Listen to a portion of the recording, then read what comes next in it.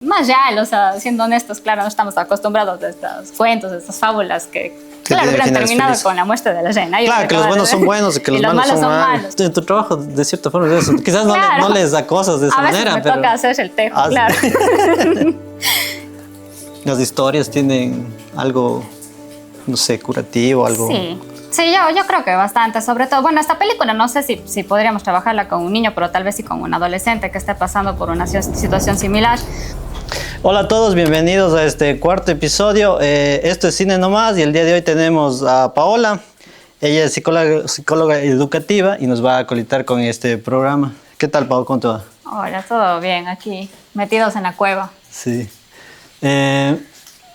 Bueno, la película de la que vamos a hablar es Un monstruo viene a vernos, de Bayona. Hay historias que no solo se cuentan, se sienten. Un monstruo viene a verme, 2016, dirigida por J.A. Bayona, es una de ellas. Basada en la novela de Patrick Ness, quien también escribió el guión a partir de una idea original de Siobhan Dow. La historia sigue a Connor, un niño que vive una realidad que no sabe cómo enfrentar, la enfermedad terminal de su madre. Cada noche, a las 12:07, un monstruo lo visita, pero no para asustarlo, sino para contarle historias que lo empujan a confrontar su verdad más dolorosa.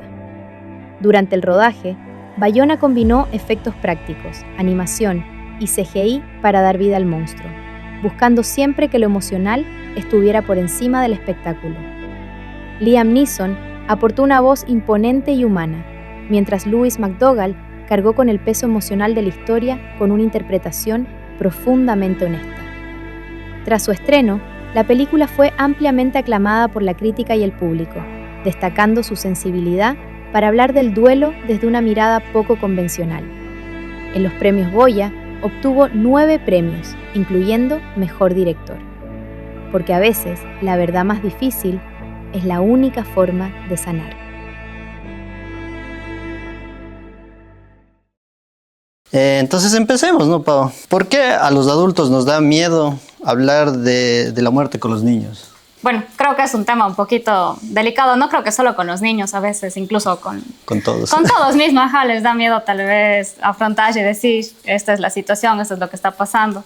En el caso de la película muy puntual, que sabemos que la mamá tiene cáncer y sabemos y vamos viendo a lo largo que no parece que eso vaya a remediarse o vaya a controlarse, sino más bien cada vez vemos que la mamá está más malita, ¿no es cierto?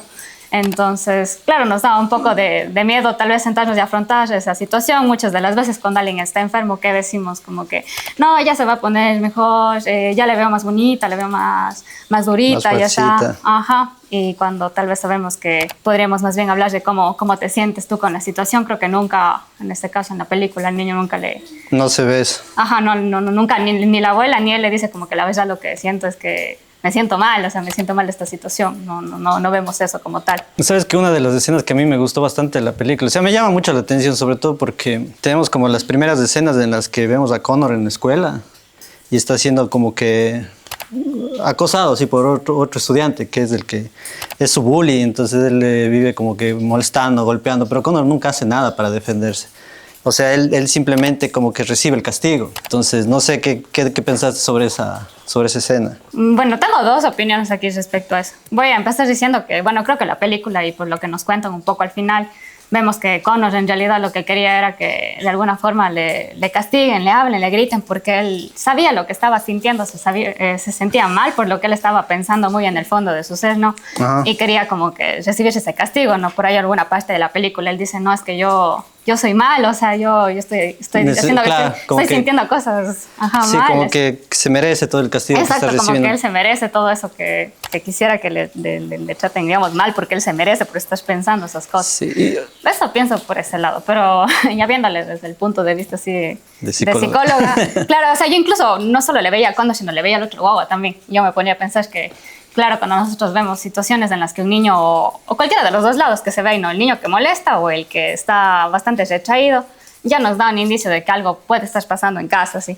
Generalmente los niños que de un rato al otro empiezan a comportarse groseros o de un rato al otro empiezan a no presentar las cosas, a mostrarse distraídos, decaídos, nosotros ya podemos tener un indicio de que algo puede estar pasando en casa, es lo que se suele, de hecho, primeramente preguntas, ¿no? Los papás pasó algo, algo está pasando en casa, hubo algún cambio. Entonces, generalmente suele ser alguna de esas las situaciones que vemos en los niños que están presentando estos problemas en la escuela, sobre todo así.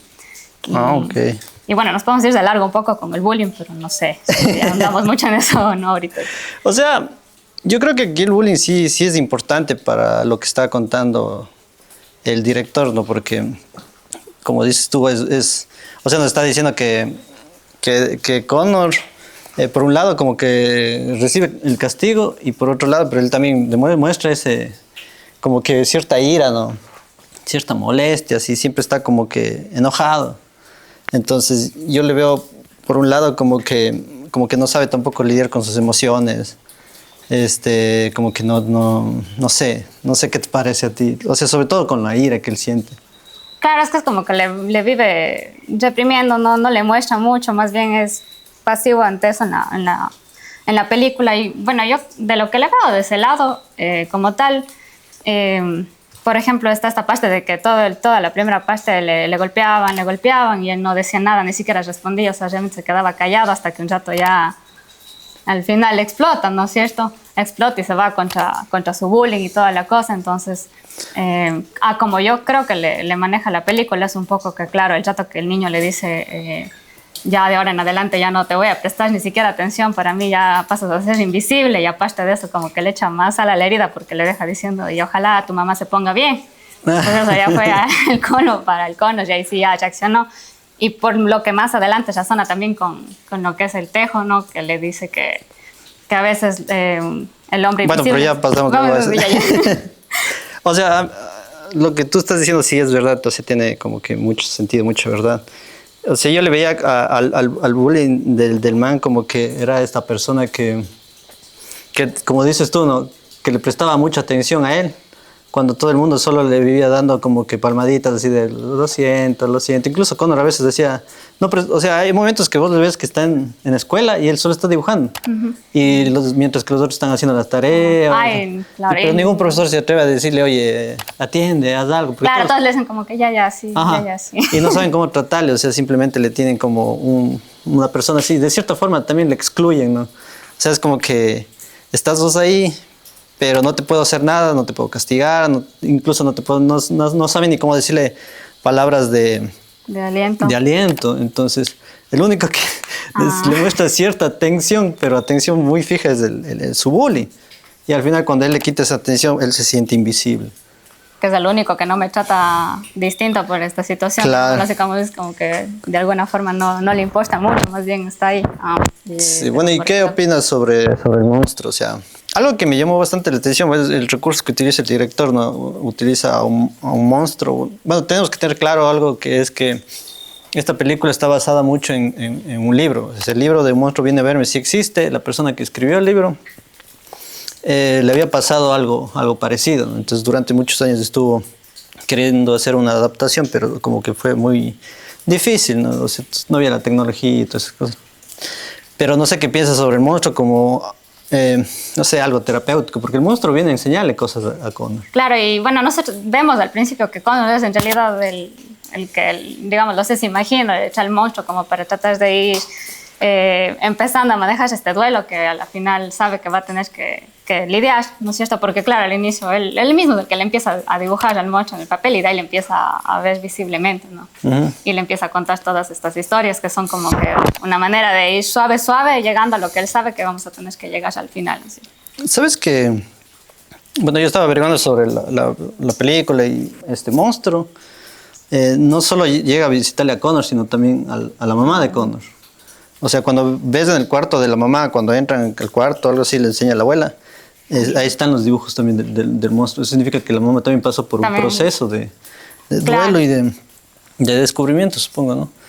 Claro, yo no me he leído el libro, pero sé porque estuve leyendo por ahí unos comentarios y alguien decía que en el libro al final le manejan un poco con la situación del abuelo y claro, hay uno como que razona y entiende que claro, en toda la película le vemos a la abuela, pero nunca le mencionan al abuelo ni le vemos ahí. Ajá. Pero al final le vemos justo al monstruo y a una niña chiquita aquí sentada en el brazo y también le vemos a la mamá que cuando ya se está despidiendo del Connor le ve al monstruo ahí. Entonces yo siento que es una situación en que la mamá entiende como que no, ya el monstruo ya vino y él ya pasó por ese proceso y ya está listo, ya está en este punto que yo sé que yo también ya estuve cuando acepté las cosas que iban a pasar. Entonces. Sí, y a mí me gusta sobre todo porque la mamá también da muestras así como de sabiduría, de haber pasado ese tipo de situaciones. Cuando la parte que le dice el Connor ahora mismo, tú estás enojado, sé que estás enojado y que lo que estás haciendo no lo quieres hacer en verdad, así.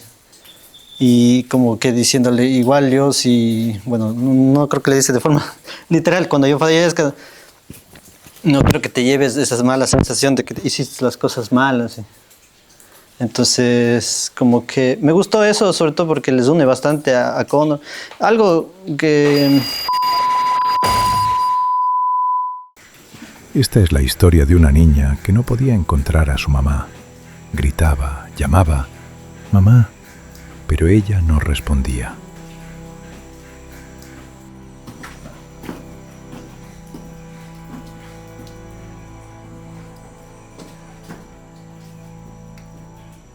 Quizás no hemos hablado, no hemos tocado el tema, es de, por ejemplo, la mamá es como que es muy importante para Connor, porque Connor, el papá vive en otro lado, tiene otra familia y solo Connor tiene a la mamá, porque además se lleva muy mal con la abuela, entonces, chuta, no sé qué pensamiento tengas sobre eso cuando se te muere alguien que es también tu brújula moral, quizás. Claro, es que bueno, ahí creo que le pega aún más a Connor, porque como dices, su mamá era su todo, prácticamente era con quien pasaba, e incluso se le veía que era un cambio distinto al cómo estaba ella ahora. Ya no era la mamá que pasaba con él. Uno ve al principio las fotos de ellos dos que sabían ir a un lado, a otro, se ve así de fondo nada más, y se ve una imagen muy distinta a lo que ya de por sí vienen viviendo ahora. Ya de por sí ese proceso para él haya sido medio complicado, porque claro, la abuela le decía que un niño de tu edad no debería limpiar la cocina a menos que se lo pida, y claro, él estaba a cargo de eso, se le ve sí. que está a cargo de la casa, inclusive está con ese sí, peso o sea, encima. Sí, empieza a hacerse responsable, a madurar ya más rápido que otros niños. Claro, eso no le indagan tanto, no nos muestran tanto, pero también le debe haber estado pesando, no porque él no quisiera ayudarle a su mamá, ni porque un niño no pueda ayudar en casa, pero sí, no es como que el rol que, digamos, lo hacía en ese momento de la vida le compete únicamente a él, y aún así él se estaba haciendo cargo. Entonces, claro, todo eso, y sabes que cuando la mamá ya no esté va a tener que estar con la abuela, la persona con la que no se lleva tan bien, el papá no le quiere llevar, y se nota que no quiere como tal hacerse cargo del 24/7, digámoslo así. Cosa rara. Entonces, claro. Bueno, entonces entremos de lleno ya a las historias. O sea, ¿qué te pareció con la primera historia que cuenta el monstruo? Ya la primera historia es la del rey, ¿no? La del rey. O sea, algo que me llamó mucho la atención, incluso Connor lo dice, el monstruo no viene a contarle historias confortables o historias que le hagan sentir mejor, así. Sino son historias que le hagan reflexionar, que le hagan sacar emociones también, y le dan lecciones de vida, ¿no? La primera historia habla sobre el rey, ¿no? Sobre este príncipe que al final le mata a la madrastra. Claro, y también... Pero al final resulta que el man es un asesino, pero también es un buen rey. Ajá, o sea, la madrastra no era una asesina. Pero también le gustaba el poder. Claro, era una... Entonces, claro, hay una polaridad quizás ahí. No sé, en esa parte, claro, me parece chistoso. Incluso el Connor mismo dice, o sea, como que tus historias no tienen sentido. O sea, ya se debería haber acabado en la primera parte que le costa, cuando ya le matan a la madrastra. Y claro, la mala murió, y hasta ahí para él tenía sentido. Y ya cuando le dicen, no, es que la historia aún no termina. Y claro, le acaba de contar. La verdad es mucho más real, o sea, siendo honestos, claro, no estamos acostumbrados a estos cuentos, a estas fábulas que claro, hubieran terminado feliz con la muerte de la reina. Claro, que los buenos son buenos y que los malos son malos. Correcto, y eso nos muestra un poco todas las historias que van contando, ¿no? Que no porque alguien sea bueno va a ser bueno todo el tiempo, ni porque sea malo va a ser malo todo el tiempo, que pueden coexistir esas dos cosas ahí al mismo tiempo, digámoslo así. Sí, a mí me parece también igual. Y ya para los que vieron el capítulo anterior, el de 3 anuncios a las afueras de Missouri, se darán cuenta también que el personaje principal tenía estas características, ¿no? No era mala y no era buena. Tenía también problemas con más resentimientos internos, culpas y cosas así que le decían actuar de esa manera. Una niña camina entre cuevas, oscuro, húmedo, silencioso. Detrás de ella, algo aparece. No hace ruido, no respira. La niña la siente y, sin entender por qué, da un paso hacia ella, hasta que la ve. La niña no puede respirar, siente miedo. La sombra se hace más grande. Algo en su cabeza le dice, corre, como si el aire no alcanzara, como si el mundo se cerrara detrás de ella. Se detiene, mira a todos lados, pero no está a salvo. La sombra regresa, más grande, más oscura. Se abre, como si tuviera vida propia, tentáculos que se estiran buscándola. La niña se esconde, respira como ahogándose, hasta que todo se detiene. La sombra ya no está. La niña respira profundo, una vez, luego otra. Las manos dejan de temblar, las lágrimas se quedan atrás, y entonces camina. No huye, avanza, más lento, más firme, como si algo dentro de ella hubiera cambiado. Al fondo, una luz. La niña se acerca y al cruzarla, ahí está, su mamá. No dicen nada, no hace falta. Se abrazan, fuerte, como si el mundo volviera a tener sentido. Otra vez.